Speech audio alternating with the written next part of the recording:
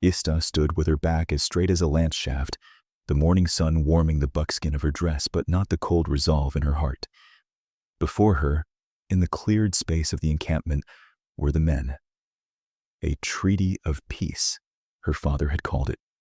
A cage of her own making, she had thought. To secure the new, fragile truce with the white settlers encroaching from the east, Chief Nachit had agreed to a binding of peoples. His only daughter would choose a husband from a delegation of their most promising men, or from his own finest warriors. The choice and the future was hers. She surveyed them. There was McCoy, the rancher, a man whose wealth was announced by the silver conchos on his saddle and the confident bulge of his belly. He smiled as if he'd already bought the prize. Beside him stood a trader from Tucson, a wiry man with eyes that never stopped moving, calculating the value of everything they touched. Then there were her own people. Cale, with the strength of a bear in his shoulders and the scars of 3 successful raids on his arms, and Taza, the hunter, whose eyes were as keen as the hawk's. And then there was the other one, the cowboy. He had come with McCoy, a hired hand named Caleb, who seemed to have been brought along to tend the horses. He was not the tallest or the strongest.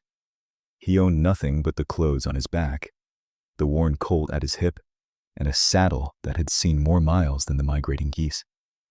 He stood apart, his gaze fixed on the distant Dragoon Mountains, looking as comfortable as a wolf at a church social. He felt her eyes on him and turned. For a breath, their gazes locked. He offered a short, respectful nod, a simple acknowledgement of her presence, not a plea for her favor. Then he looked away, his attention returning to the horizon. The indifference was a small stone tossed into the placid water of her duty. It rippled. Her father spoke, his voice the rumble of rockfall. "You have 3 days, my daughter. Watch them. Test them. Your choice will shape the next generation."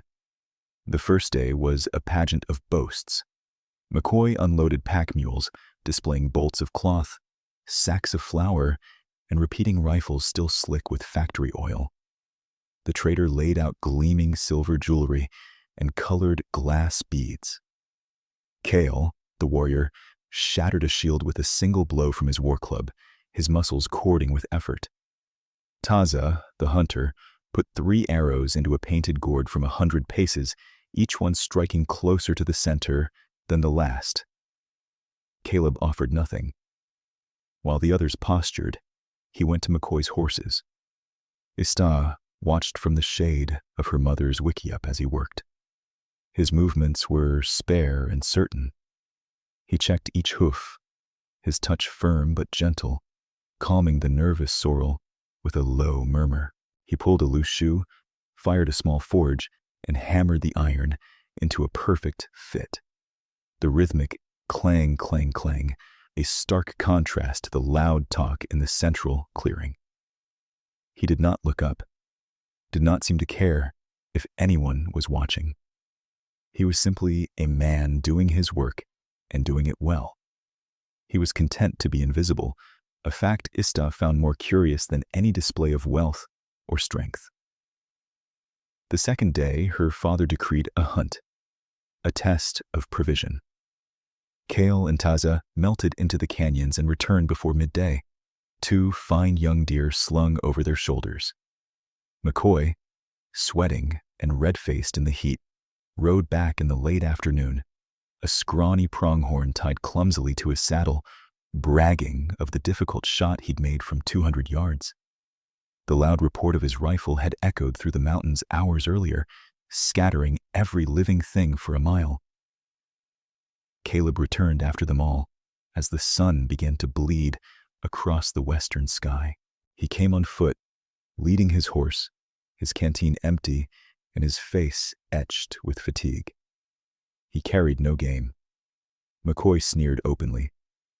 "Get lost out there, son. The idea was to bring back dinner, not just take a walk.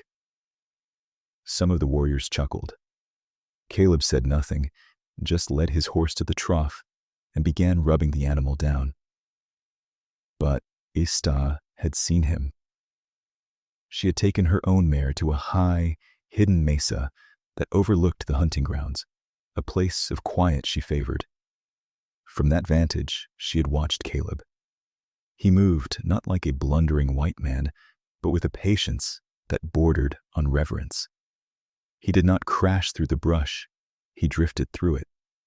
And he had found his prey, a magnificent 10-point buck, the king of that canyon.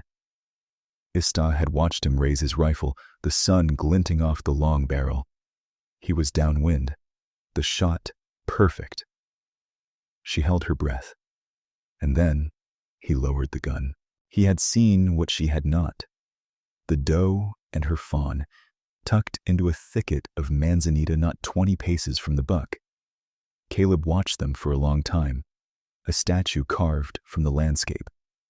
Then, with a slowness that felt like a prayer, he backed away and disappeared, leaving the deer family in peace. He had honored the spirit of the hunt. You do not take the father when the young are still dependent. It was a law of the people, one he could not have possibly known. He had done it because his own code demanded it. He returned empty-handed, willing to accept the scorn of others rather than break a rule written on his own heart.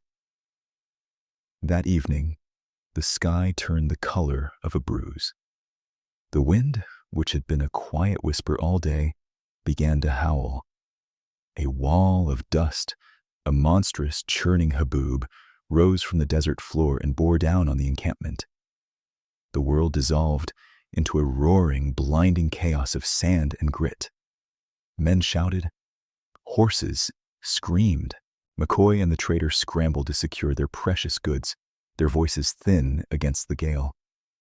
Kyle and Taza ran to brace the lodges of the elders, their duty clear. It was a moment of pure survival, where every man's deepest instincts were laid bare. Ista, herding her mother and the younger children into the sturdy council lodge, looked back through the storm. And she saw Caleb. He was not running to his bedroll or to McCoy's tent. His gaze was fixed on a small, crudely built pen near the edge of the camp. It housed the 2 ceremonial eagles, birds whose feathers were sacred, whose presence was a blessing. The wind was tearing the structure apart, the flimsy mesquite posts groaning, about to give way. Without a word to anyone, Caleb ran into the maelstrom. He didn't try to save the whole structure. He grabbed the rope from his saddle and, using his own body as a shield against the punishing wind, he braced the weakest corner post. The wind tore at his clothes and sandblasted his skin. He ignored it. He worked with that same quiet, methodical focus she had seen at the forge, wrapping the rope, pulling it taut, anchoring it to a deep-rooted ironwood tree. He worked alone, a solitary figure fighting the sky, protecting something that had no value in his world, but was priceless in hers. He did it not for praise, for in the blinding storm he must have thought no one could see him. He did it because he saw something that needed protecting. The third morning dawned clear and serene, the air washed clean by the storm. The dust had settled, and a profound quiet lay over the land. The men assembled once more. Cale stood proud, Taza alert. McCoy had a smug, confident look, as if the storm had been a minor inconvenience he had masterfully weathered. Caleb stood quietly, his face raw from the wind, his shirt torn at the shoulder. He looked tired. Chief Nahite turned to his daughter. The time has come, as the spirits have watched. Your heart knows the way. Speak. A heavy silence fell over the people. Ista walked from the council lodge, her steps measured. She walked past the trader, whose eyes followed her with greedy hope. She walked past Kyle, who puffed his chest out slightly. She walked past McCoy, who gave her a conspiratorial wink, as if their union were a foregone conclusion. She stopped in front of Caleb. He seemed the most surprised of all, his eyes widening slightly. He looked from her to her father, a question on his face. "I choose this one," Ista said. Her voice was not loud, but it carried across the clearing with the clarity of a bell. A collective gasp went through the crowd. McCoy's face went from smug to thunderous. Cale's jaw tightened. Her father's eyes narrowed, not in anger, but in deep, parental confusion. "This one?" he asked, his voice low. "Daughter, he has offered nothing. He has proven nothing." "You are wrong, father," Ista replied, turning to face him, but still standing near Caleb, marking her territory. "For 3 days, I watched. The rich man showed me the things he owns. The strong warrior showed me the things he can break. The fine hunter showed me the things he can kill." Her gaze swept